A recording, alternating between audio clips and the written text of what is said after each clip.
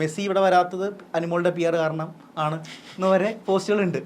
അപ്പം നമ്മൾ ആരൗട്ടായാലും അനിമോളുടെ P R. അപ്പം ഒരു ആൾക്കാരെ വിശ്വസിപ്പിക്കുന്ന റീസണാണത്.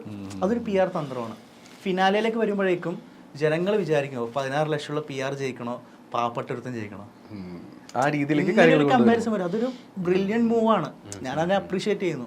അതൊരിക്കലും റോങ് മൂവ് അല്ല. അതൊരു കണ്ടന്റ് ഇന്നോട് ഇട്ടു, അത് പിടിച്ചിട്ട് അതും ഇപ്പോഴും എന്താണ് അനിമോളെ പി ആർ മോളെന്ന് വിളിക്കും.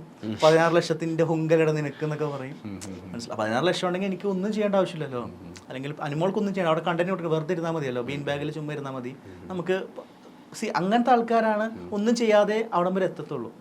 കണ്ടന്റ് കൊടുത്തിട്ട് പിന്നെ ഈ പി ആറിന്റെ ബലത്തിലാണ് നിൽക്കുന്നതെന്നൊക്കെ പറയുമ്പോൾ അത് മോശം. ഞാനും ചോദിച്ചോട്ടെ, ഇപ്പോൾ താങ്കൾക്ക് അനിമോളെ പേഴ്സണലി അറിയാം, അതുപോലെ തന്നെ അനിമോളുടെ ഫാമിലിയും പറഞ്ഞിട്ടുള്ള കാര്യമാണ് അനിമോൾ ആക്ച്വലി ഇതിനകത്ത് പോകുന്നതിന് മുന്നേ തന്നെ, ഈ ഷോയിൽ പോകുന്നതിന് മുന്നേ തന്നെ തിരിച്ചു വരുമ്പോൾ നെഗറ്റീവ് ആവോ എന്നുള്ള കാര്യത്തിൽ കൺസേൺ ആയിരുന്നു. അപ്പോൾ താങ്കൾക്ക് എന്താ തോന്നുന്നത് അനിമോൾ തിരിച്ചിറങ്ങുമ്പോൾ ഈ ഒരു കമന്റ്സും ഇതൊക്കെ കാണുമ്പോൾ എങ്ങനെയായിരിക്കും അനിമോൾ?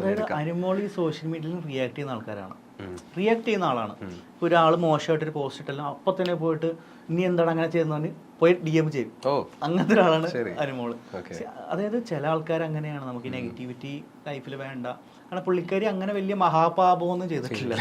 ഇങ്ങനെ നെഗറ്റീവ് ആക്കാനും അല്ലെങ്കിൽ നെഗറ്റീവ് വരുത്താനും ഇങ്ങനെ ചീത്ത വിളിക്കാനും ആൾക്കാരുടെ, കാരണം ഒരു ആർട്ടിസ്റ്റാണ്.